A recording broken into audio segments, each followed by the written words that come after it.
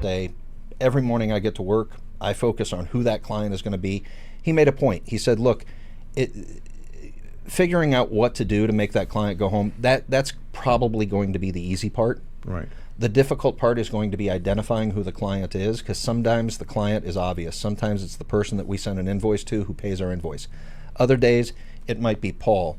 Other days, it might be the guy in IT who's just having a really horrible day, and the last thing he needs is somebody coming into his office going, I can't figure out how to turn on my laptop today. You know, whatever. Figure out who the client is, and then set about your way, making sure that that person goes home and says, thank God David was there for me today. And like I said, I wish I could say that every morning that I got to the office or that I went to work that I did that. I don't. But it has had a remarkable impact on my career. And it seems like when I do make it my focus, when I make that my focus, everything goes right. Everything falls into place. I don't worry about parking spots anymore. I don't worry about, you know, whether I would make partner or not make partner. I've had an amazing career, and I have been so, I don't know, whatever you want to call it. You know what? Some people, if you're a fatalist, you'd call it luck. If you're a cynic, you might call it privilege. I don't know. I call it God's grace. I've had an amazing, amazing career, and I've got to learn from just extraordinary people. And I shouldn't limit it to just my career. It goes well beyond my career. It's you know, I mean, learning from you. It's getting the opportunity to learn from truly amazing people, and then taking that knowledge and utilizing it to have somebody else go home at the end of the day and say, you know, boy, thank God David was there for me today. But isn't that the point? Like, the point is we all get to be Charlie, right? Yeah. Absolutely. In what way?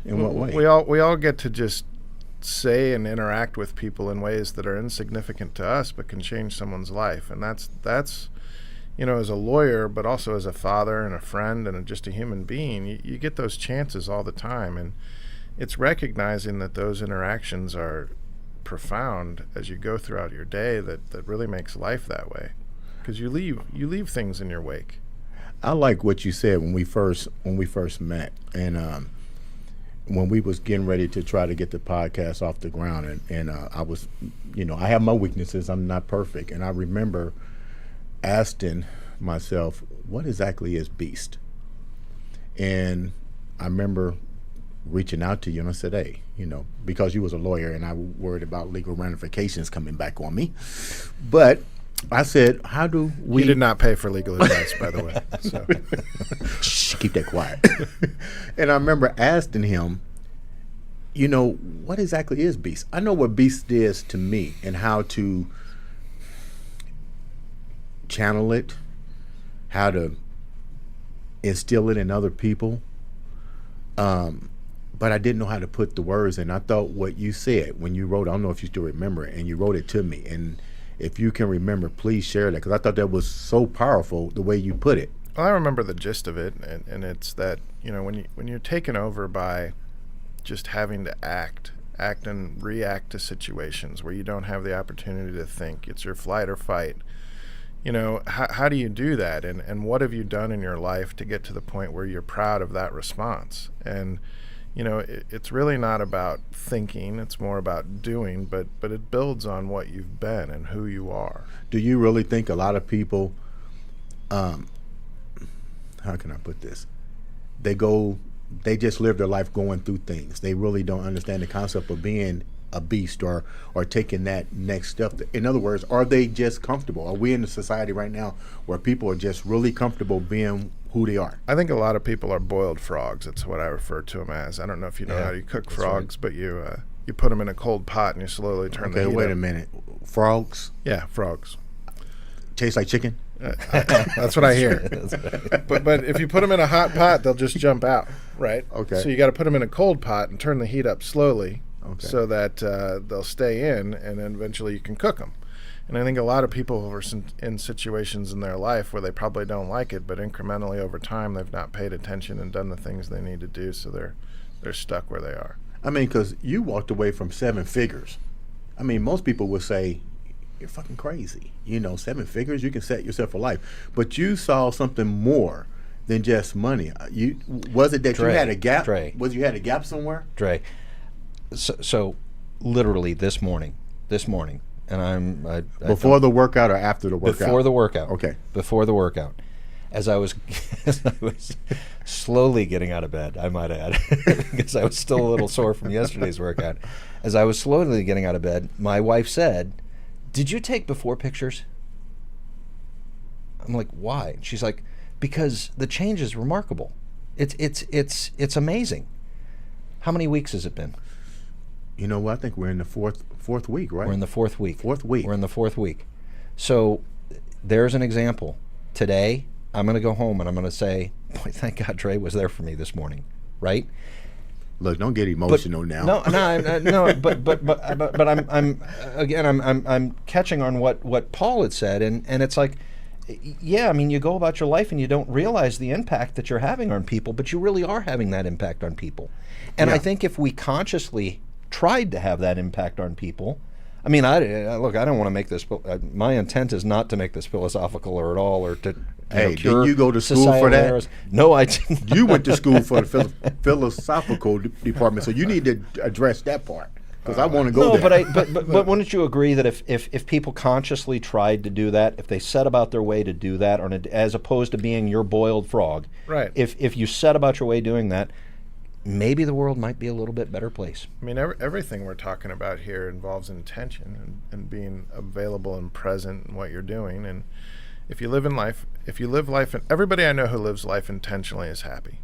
Everybody I know who doesn't is miserable. Boy, that's a great way of putting it. That's a fantastic way of putting it. I just can't never understand why people will allow themselves to do that, to just be content and not what I might call play it forward. And naturally, you guys have played it forward with your actions. You talked about the change that you saw. Now, Dave, you've been around some of the best trainers from Charles Glass all the way down.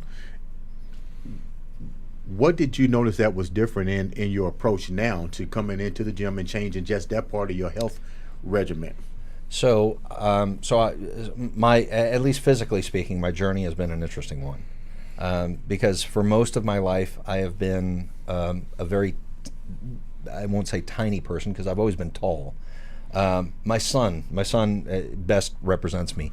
My son, I think, is 6'4" now and maybe 135 pounds, somewhere in that neighborhood. Mm-hmm. He's got like a 28-inch waist. Wow. It's bizarre. His waist is shorter than his inseam. Someday I hope to be in that club. Andre, get on it. Fix it for me. No, but so was I. And then at some point I hit square where the inseam was equal to the waist, and I'm like, oh, I'm in trouble now. Now I'm at square. And then it just got worse. And so at any rate, so I sort of got into the weightlifting and physique and bodybuilding and all that kind of relatively late in life. I did. Mm-hmm. What I discovered was, as great as my career had been, and again, it was primarily because I was lucky enough to be associated with some phenomenal people. When you, I think the Romans, I don't remember the Latin. Sans corpus, sans mensa, or something like that. It's sound mind and a sound body. Yeah. When you really start to live that, you get treated differently. You really do. You really do. And maybe it's because it's the way that you carry yourself and that you project yourself and all that. And I wish I could blame the coronavirus. I can't. Because trust me, I didn't gain like 40, 50 pounds during the coronavirus. A lot of people did. It started before that, but it's probably been since 2000. Gosh, I would say 2000, easily 2015, 2016, since I was diligent about getting back into the gym. I would say that I've been diligent. I think we've all been pretty diligent every single day. And I'm treating myself differently. If nothing else, I'm treating myself differently. Regardless of what response I get from other people in my life, I am treating myself differently in the past 4 weeks since I've been working out every morning with you. I'm treating myself differently. But what are you treating yourself with? I just I'm trying to save myself from myself most days, but trying to just put one foot in front of the other and be there in a way that I can be, instead of worrying about the next thing. Or, it's funny because in our job, I'm supposed to figure out, here are the array of circumstances that exist and the array of possible conclusions. And these are the ones that are acceptable and these are the ones that aren't. And my job is to steer everything towards the acceptable outcome. And I'm good at my job because that's how I've lived my life, except I've learned recently that that's not how I'm supposed to live it, because that's the exact opposite of intentionality. And so, what I'm just trying to do is put one foot in front of the other and do what I can do in any given day. And I've been able to do that for the last 6 weeks in particular, and I found more peace in that than I have at any time in my life. So, based on what you just said, I thought it was very good. You both are lawyers, and you said you had to deal with two different perspectives on how you approach the client. Based on what we're dealing with today, the world is crazy. We got corona, we got health issues, we got racial tension.